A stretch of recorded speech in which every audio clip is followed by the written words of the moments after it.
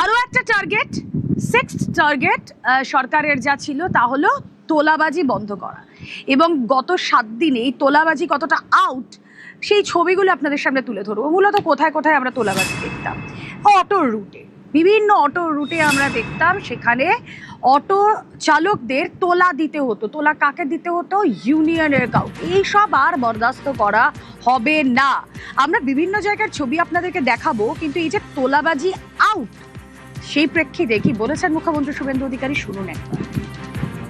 কাছ থেকে অটো, টোটো, হকার এদের কাছ থেকে কোনো তোলা সিন্ডিকেট কেউ তুলবেন না। কোনো অবৈধ টোল হকারদের কাছে কালেকশন, সাফাই কালেকশন ইত্যাদি বৈধ রসিদ ছাড়া কেউ তুলবেন না। কেউ যদি টাকা চাইতে আসে আপনারা সোজা থানায় যাবেন, থানা আপনাদের প্রোটেকশন দেবে। আমরা পুলিশকে আমরা একটা লাইনে বলেছি যে এতদিন শাসকের আইন ছিল, এবারে আইনের শাসন চালু হয়েছে, আপনারা আইন মেনে কাজ করুন।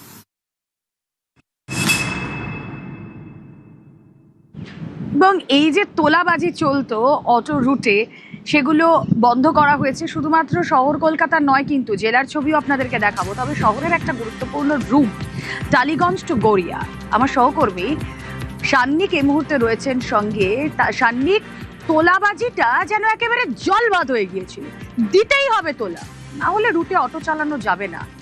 এই বক্তব্যের পর মুখ্যমন্ত্রী যখন বলছেন তোলাবাজি বরদাস্ত নয়, তারপর কি হলো? নতুন সরকার আসার পরে অন্তত একদিকে যারা অটো চালান তারা অনেকটাই স্বস্তি পেয়েছেন, প্রত্যেকেই তাই বলছেন। কেননা টালিগঞ্জের মতো জায়গায়, যেখান থেকে শুধুমাত্র টালিগঞ্জ গড়িয়ার মতো একটা রুট না, একদিকে বেহালা, অন্যদিকে হরিদেবপুর, একাধিক রুটে অটো চলে। এখান থেকে অটো চালকরা দীর্ঘদিন ধরে এই সমস্যার সম্মুখীন হচ্ছিলেন, কেননা তাদের জন্য একেবারে ধরাবাঁধা রেট ছিল। প্রত্যেক দিন অটো বের করলেই 10 টাকা করে ইউনিয়নকে দিতে হবে। এটা একেবারে অলিখিত নিয়ম হয়ে দাঁড়িয়েছিল। সেই বিষয়টাই মুখ্যমন্ত্রীর আশ্বাসের পরে, এমনিতেই নতুন সরকার গঠনের পরে কোনো ইউনিয়ন আর এখনো পর্যন্ত ফর্ম করেনি। আর তার মধ্যেই তাদের এই জায়গাটাতে তারা কিন্তু অনেকটাই স্বস্তি পেয়েছেন। কেননা যারা অটো নিয়ে রাস্তায় বেরোচ্ছেন তাদের প্রত্যেকেরই বক্তব্য, এখন কাউকে কোনো টাকা দিতে হচ্ছে না।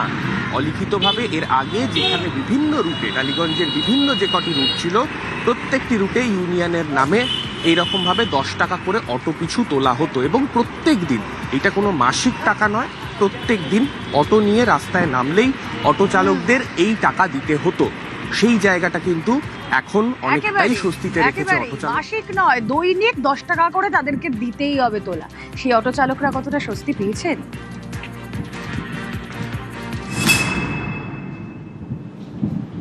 এটা ইউনিয়ন মারফত ছিল। এর আমাদের এখানে ইউনিয়নটা হয়েছিল মাত্র এই তৃণমূল আমলে, এই 3 মাস 4 মাস ধরে ইউনিয়নটা হচ্ছিল।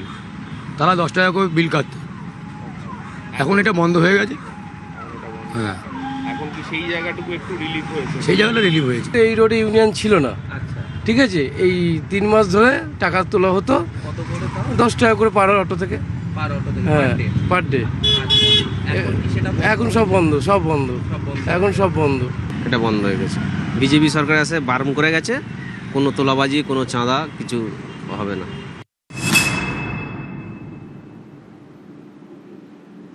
এইসব ছবি দেখে বলতে হয় এই যেন মামাবাড়ির আবদার।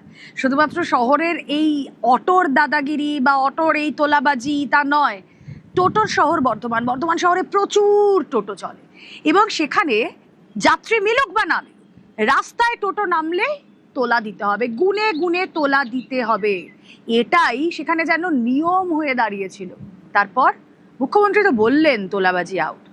পরিবর্তন কতটা এলো টোটোর শহর বর্ধমানে জানবো। শরদিন্দু রয়েছেন সঙ্গে। শরদিন্দু,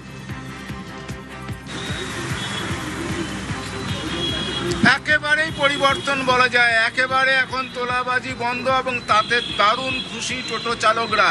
তারা বলছেন রাস্তায় নামলেই 10 টাকা করে টোটো দিতে হতো, এই তোলা দিতে হতো। এছাড়া বর্ধমান স্টেশন থেকেই তোলা উঠত 60 লক্ষ টাকা। শহর জুড়ে মাসে তোলা উঠত 1 কোটি টাকার ওপর, এবং সেই টাকা যেত তোলাবাজ নেতাদের পকেটে। সেইটা পুরোপুরি বন্ধ হয়ে গেছে। এবং টোটো চালকরা বলছে বিনা বাক্য ব্যয়ে সেই টাকা না দিলে চোখ রাঙানি, শাসানি, জুটতো, রোষের মুখে পড়তে হতো।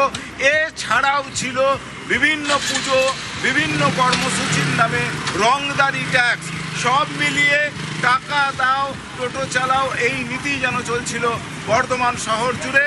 তা থেকে মুক্তি পেয়েছেন বাসিন্দারা, মুক্তি পেয়েছেন টোটো চালকরা। তারা বলছেন মুখ্যমন্ত্রী শুভেন্দু অধিকারী বলে দিয়েছেন যে কোনো টোটোর কাছ থেকে তোলা নেওয়া যাবে না, এবং তাতে তারা শান্তিতে কাজ করতে বলছেন। তারা বলছেন খেটে খাচ্ছি, আনন্দে আচ্ছা। আছি। রুমেলা, বেশ, শুনি তাহলে তাদের বক্তব্য। ভালো আছি, খুশি আনন্দে আছি, সুখে আছি। আগে একটা আতঙ্কের মধ্যে থাকতো, 10 টাকার জন্য 20 টাকার প্যাসেঞ্জার নিয়ে আসে 10 টাকা দিলে আমার কি থাকতো। এখন সেটা লাগছে, আরামে রয়েছি, ভালো উন্নতি। মুখ্যমন্ত্রী বলেছে কোনো তোলা করা যাবে না। করা যাবে না, ওটা আরো ভালো, খুব সুন্দর জিনিস। ভালো লাগছে শুনে এটা, যে আর কোনো তোলা বাজিটি সব বন্ধ হয়েছে, আমরা করে কমে খেতে পাচ্ছি, কোনো দাদাগিরি নেই স্টেশন চত্বরে, কারোর কোনো নিজের রুল হিসেবে সবাই কাজ করছে।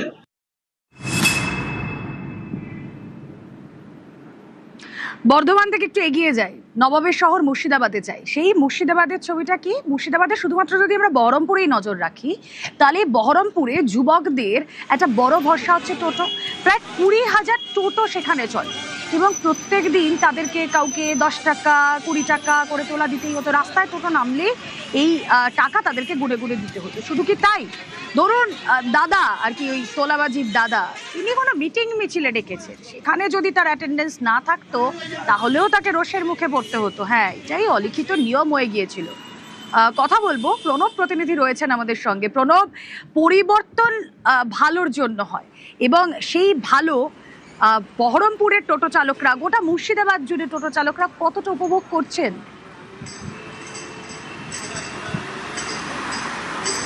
দেখো, মুর্শিদাবাদের যে টোটো চালকরা তারা কিন্তু যথেষ্টভাবে আনন্দিত হয়েছে যে এই তোলাবাজদের হাত থেকে অন্ততপক্ষে তাদেরকে আর প্রাপ্য দিতে হবে না। শুধু তাই না, মিটিং মিছিল হলে জেলার বিভিন্ন প্রান্তে এই টোটো চালকরাই ছিল ভরসা, এবং যে নেতারা এই টোটো চালকদেরকে নিয়ন্ত্রণ করতো তাদের নির্দেশেই তাদেরকে যেতে হতো, এবং সারা দিন ধরে ওই মিটিং মিছিলে তাদেরকে ঘুরতে হতো, এবং তার কোনো রকমভাবে কিন্তু তাদেরকে প্রতিবাদ করার কোনো সাহস ছিল না। প্রতিবাদ করলেই কিন্তু টোটো চালাতে নামতে আর পারতো না। সেই কারণে কিন্তু কেউ কোনো রকমভাবে প্রতিবাদ করার সাহস পেত না, এবং এই কারণেই তারা বলছেন যে রীতিমতনভাবে তারা আনন্দে রয়েছেন, ভালো মতনভাবে আছেন। এবং বহরমপুরের যে বাস স্ট্যান্ড থেকে শুরু করে তোমার স্টেশন চত্বরে প্রত্যেকটা অটো চালকরাই খুশি, যেহেতু রাজ্যের মুখ্যমন্ত্রী নির্দেশ দিয়েছে কোনো রকমভাবে তোলাবাজদের অত্যাচার সহ্য করা হবে না। সেই কারণে তারা কিন্তু রীতিমতন খুশি। আগে 10 টাকা বা 20 টাকা করে দিতে হতো, এখন কিন্তু আর দিতে হয় না, এবং তারা নিজেরাই যে 2জন লোকের প্রতিটা স্ট্যান্ডে রয়েছে তাদেরকে রেখেছে, এবং তারাই সেটা নিয়ন্ত্রণ করে, এবং তার জন্য যেটুকু খরচ হয় সেটুকু তারা দেয়, এবং তারা নিজেরাই কিন্তু সেইগুলো দেখভাল করছে, তার ফলে যথেষ্টভাবে। ওকে।